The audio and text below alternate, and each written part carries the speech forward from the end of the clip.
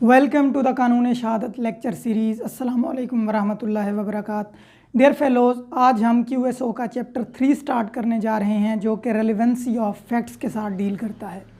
Relevancy of facts से मुराद ऐसे जो है फैक्ट्स हैं जिनके बारे में शहादत दी जा सकती है। अब सवाल ये पैदा होता है कि फ़ैक्ट क्या होता है। अब फैक्ट के बारे में हम ऑलरेडी पढ़ चुके हुए हैं आर्टिकल 2D के अंदर। अगर आपने वो वीडियो नहीं देखी तो प्लेलिस्ट के अंदर जो है आप वो देख सकते हैं, उसका लिंक डिस्क्रिप्शन के अंदर मौजूद है। अब जो है ये चैप्टर रेलिवेंसी ऑफ फैक्ट्स के साथ डील करता है कि कौन कौन से ऐसे फैक्ट्स हैं जिनके बारे में शहादत दी जा सकती है। अब इस चैप्टर का मकसद क्या है, तो हम सबसे पहले एक मिसाल के साथ वो समझ लेते हैं कि कोई केस चल रहा है जी मर्डर का कोर्ट के अंदर। ठीक है जी, मर्डर का केस चल रहा है और उसमें अदालत कहती है कि जी एविडेंस लेके आएँ। अब वहाँ पर 3 लोग जो है वो एविडेंस देने के लिए आ जाते हैं अदालत में। एक बंदा कहता है जी कि मैं लॉ का स्टूडेंट हूँ, मैं इतनी मेहनत करता हूँ, मुझे फिर भी जो है कानून की समझ नहीं आती। QSO तो बिल्कुल ही मुश्किल है। मैं जनाब वाला कमर भाई के लेक्चर्स भी सुनता हूँ और फिर भी मुझे समझ नहीं आती। अब मसला क्या चल रहा है, मर्डर ट्रायल चल रहा है कोर्ट के अंदर, और ये बंदा क्या कह रहा है, अपनी राम कहानी अदालत में आके सुनाना शुरू कर देता है एविडेंस के तौर पर इस केस में। तो ये बिल्कुल ही इररेलीवेंट है, इसका इस मर्डर के साथ कोई ताल्लुक वास्ता नहीं है। ठीक है जी, तो इसके बारे में शहादत हम नहीं दे सकते। अब ये चैप्टर 3 हमें बताता है कि कौन कौन सी ऐसी चीज़ें हैं जिनके बारे में आप शहादत दे सकते हैं। अब मिस्टर बी कहता है कि मैंने अपनी आँखों से जो है बी को कत्ल करते हुए देखा है। ठीक है जी, ये हो गया जनाब वाला फैक्ट इन इशू कि ये वाक़या हुआ है, रोनुमा हुआ है, नहीं हुआ, किस तरह से हुआ।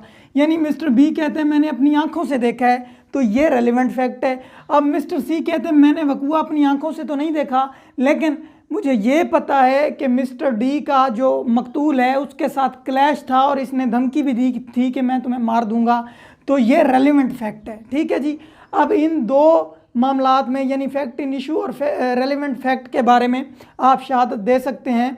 तो ये रेलिवेंसी ऑफ फैक्ट के साथ चैप्टर 3 जो है वो डील करता है। तो हम सबसे पहले आर्टिकल नंबर जो है 18 से स्टार्ट करते हैं। वो कहते हैं एविडेंस में be given of fact in issue and relevant fact, यानी कि जो गवाही है, जो शहादत है, वो फैक्ट इन इशू के बारे में दी जा सकती है या रेलिवेंट फैक्ट के बारे में। अभी हमने मिसाल में देखा कि ये जो बी है ये फैक्ट इन इशू के बारे में आके बता रहा है कि मैंने अपनी आंखों से जो है देखा है मिस्टर डी जो है वो कत्ल कर रहा था, इस तरीके से कर रहा था। यानी ये सारा वकूआ अपनी आंखों देखा हाल जो है वो अदालत में आकर बयान करता है। तो ये फैक्ट इन इशू को जो है वो बता रहा होता है। और मिस्टर सी कहते हैं हाँ मुझे पता है इनकी तलख कलामी हुई थी और डी ने जो है धमकी भी दी थी कि मैं मार दूंगा, तो मैं भी इसने मारा हो। तो ये रेलिवेंट फैक्ट है। तो आर्टिकल नंबर 18 भी यही बात कर रहा है कि एविडेंस जो है हमेशा या रेलिवेंट फैक्ट के बारे में दी जाएगी या फैक्ट इन इशू के बारे में दी जाएगी कि वो वकूआ हुआ है या नहीं हुआ, किस तरह से हुआ है, क्या क्या मामलात हैं। यानी जब भी कोई ट्रायल अदालत में चल रहा होता है तो हक़ाइक़ तक पहुंचने के लिए गवाहान की ज़रूरत पड़ती है, और जो गवाहान हैं वो आकर जो बयान रिकॉर्ड करवाते हैं। तो आर्टिकल 18 कहता है कि या तो वो फैक्ट इन इशू के बारे में करवाएंगे या रेलेवेंट फैक्ट के बारे में करवाएंगे। मिस्टर ए की तरह अपनी राम कहानी नहीं स्टार्ट कर देंगे, यानी जो वकूआ रिलेट कर रहा है, जो बात रिलेट कर रही है वकूए के साथ, उसी के बारे में जो है शहादत दी जा सकती है। उसके बाद है जी आर्टिकल नंबर 19। वो कहता है relevancy of facts forming part of same transaction, यानी एक वकूआ हुआ है छोटे छोटे पार्ट्स के अंदर। ठीक है, और जितने भी उसके पार्ट्स हैं वो सारे के सारे रेलिवेंट फैक्ट हैं और उनके बारे में जो है वो गवाही दी जा सकती है। अब मैं आपको एक छोटी सी मिसाल देता हूँ कि जो है एक मिस्टर ए है। ठीक है, ये सबसे पहले चौक में खड़ा होकर गन पॉइंट के ऊपर किसी बंदे से बाइक खींचता है। ठीक है, बाइक ले लेता है, गन पॉइंट के ऊपर ये किसी से सबसे पहले बाइक छीन लेता है। अब ये रॉबरी है या एक्सटॉर्शन, ये कमेंट बॉक्स में आप बताइएगा। ये बाइक छीनता है, उसके बाद पेट्रोल पंप पर जाता है। ठीक है, बाइक में जो है पेट्रोल डलवाता है। उसके बाद जनाब वाला आगे चलकर किसी बंदे का मर्डर करता है। देखें जी, ये 3 वकूए हो रहे हैं डिफरेंट डिफरेंट टाइम के ऊपर, डिफरेंट डिफरेंट प्लेसेस के ऊपर।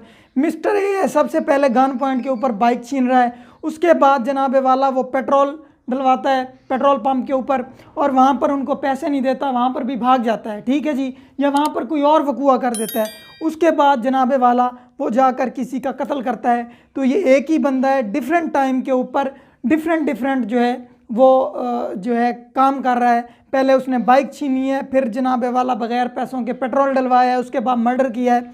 तो ये सारे के सारे जो है फैक्ट्स रेलिवेंट हैं, ये मतलब है कि सेम ट्रांजैक्शन का ही हिस्सा हैं, ठीक है। ये सारे के सारे कहीं पर मर्डर की जो है FIR दर्ज होगी तो पिछले वकूओं के बारे में भी मतलब है कि गवाही दी जा सकती है कि जहाँ पर उसने बाइक छीनी थी, जहाँ से उसने पेट्रोल भरवाया था, या जो भी मामलात किए थे, एंड पे जाकर उसने मर्डर किया है। बेशक वो डिफरेंट टाइम के ऊपर हो और डिफरेंट प्लेसेस के ऊपर हो, लेकिन अगर सेम ट्रांजैक्शन हुई है, एक ही वकूआ हुआ है डिफरेंट पार्ट्स के अंदर, तो उसके बारे में शहादत दी जा सकती है।